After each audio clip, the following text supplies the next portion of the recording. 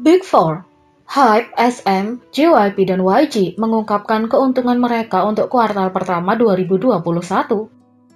Empat perusahaan besar K-pop, HYBE, SM Entertainment, JYP Entertainment, dan YG Entertainment, kini telah mengungkapkan pendapatan dan keuntungan mereka dari kuartal pertama tahun 2021.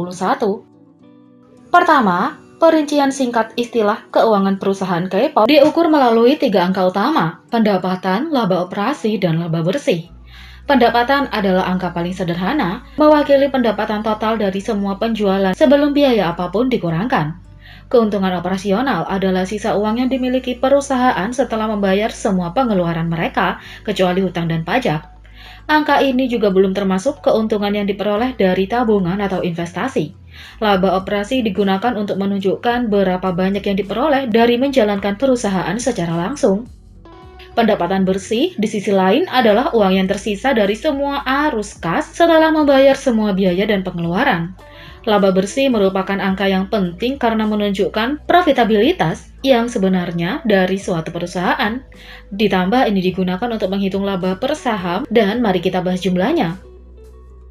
Yang berada di urutan keempat adalah YG Entertainment. Dari empat besar, YG Entertainment memiliki pendapatan bersih terendah kuartal pertama tahun 2021, yaitu 8,65 miliar won. Perusahaan mencatat 9,53 miliar won untuk laba operasi mereka setelah menghasilkan 97 miliar won pendapatan antara Januari dan Maret. Yang ketiga, SM Entertainment. Pada kuartal pertama 2021, pendapatan SM Entertainment yang dilaporkan adalah 8,67 miliar won.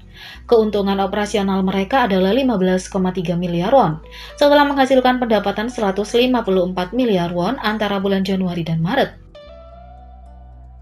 Pada kuartal pertama 2021, beberapa artis SM Entertainment melakukan comeback mereka, yaitu SHINee, Super Junior, Baekhyun EXO. Yang kedua, JYP Entertainment. Pada kuartal pertama 2021, perusahaan ini menempati posisi kedua setelah HYBE dalam laba.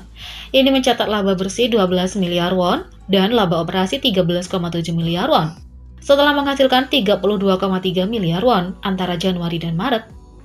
Tidak ada artis JYP Entertainment yang comeback pada kuartal pertama 2021. Perusahaan juga kehilangan salah satu grup terbesarnya, GOT7, ketika semua anggota memutuskan untuk tidak memperbarui kontrak mereka pada Januari. Yang pertama adalah HYBE. HYBE terus mempertahankan gelar sebagai penerima pendapatan tertinggi pada kuartal pertama 2021. Pendapatan bersih HYBE untuk kuartal pertama 2021 adalah 15,8 miliar won.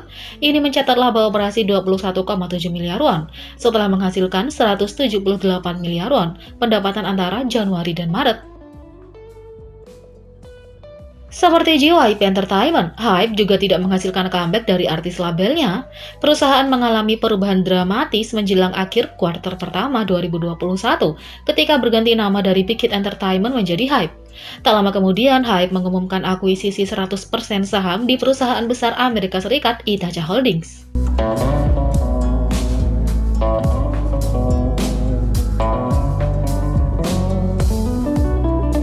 Berita yang kedua, berikut adalah kronologi rumor kencan Hyebin Momoland dan mantan anggota UNB Marco. Hyebin Momoland dan mantan anggota UNB Marco telah mengonfirmasi bahwa mereka menjalin hubungan.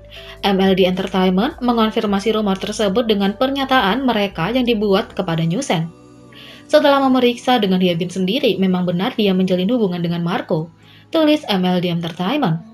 Sebelumnya, netizen menunjukkan serangkaian item couple yang dibagikan oleh Hyebin dan Marco, termasuk kalung yang sama, dan cincin, meski Marco memakai cincin itu sebagai kalung.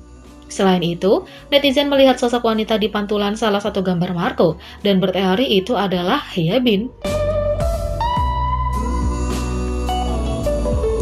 Kemudian, fansite Marco mengklaim bahwa dia berbohong tentang rumor kencannya dengan Hyebin.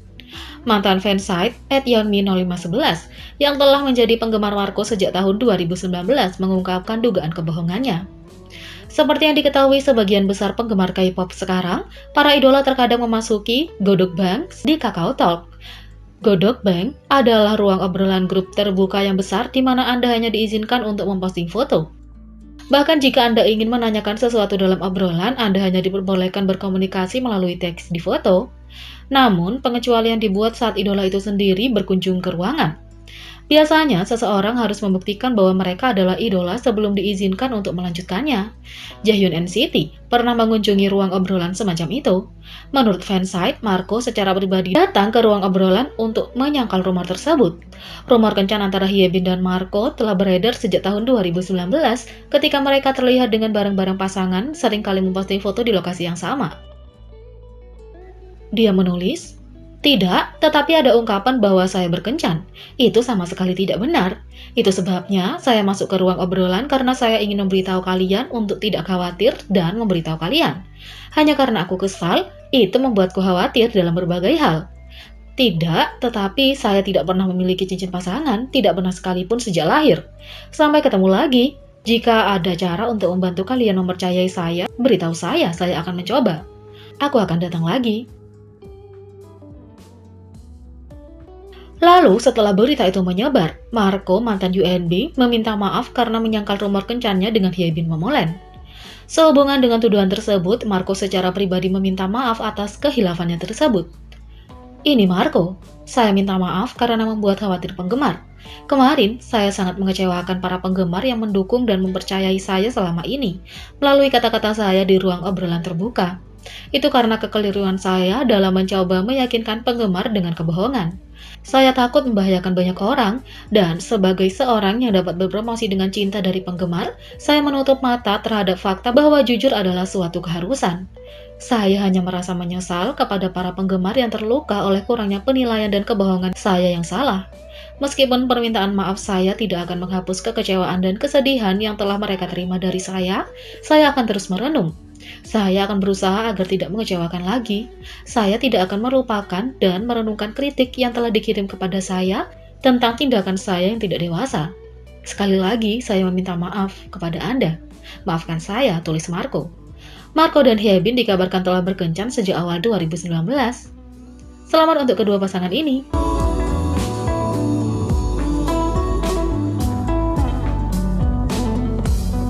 Jadi, bagaimana menurut kalian tentang ini? Beri komentar di bawah. Klik subscribe, like, share, dan klik lonceng. Mari kita sama-sama jadikan channel ini berguna bagi K-popers Indonesia. Sekian video kali ini, sampai jumpa lagi.